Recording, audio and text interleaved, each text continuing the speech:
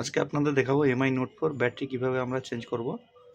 সহজ পদ্ধতিতে আপনার ব্যাটারি চেঞ্জ করতে পারবেন। অনেকে কমেন্ট করছিলেন যে ব্যাটারি কিভাবে চেঞ্জ করে দাদা, একটু যদি বলেন।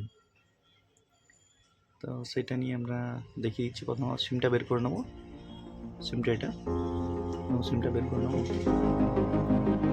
খুব সহজে ব্যাটারি চেঞ্জ করতে